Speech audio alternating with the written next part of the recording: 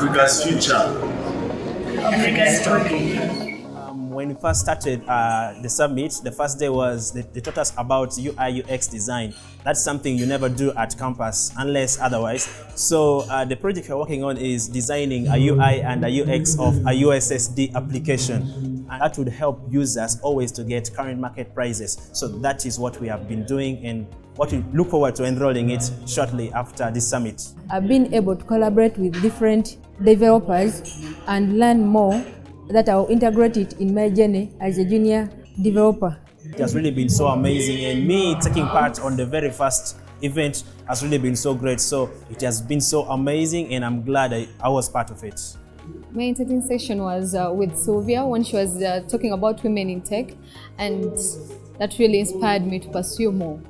It's very important for junior developers like me and fellow developers out there that if we get a chance to attend these events, we should attend them so that we can get more information from people who are above us so that we can be guided in the right path.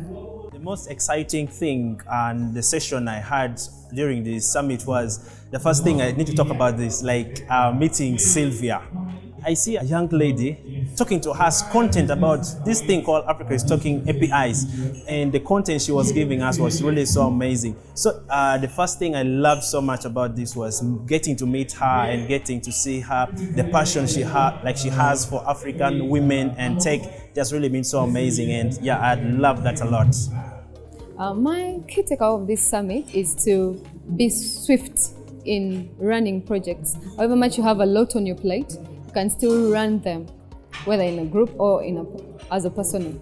So my takeaway is we need to collaborate, and I'm looking forward to reaching out to most of those devs to see how we can collaborate and work together to build Africa. And I'm looking forward to being one of Africa's entrepreneurs, and if it sparks from here, that's really so amazing. Looking forward to it.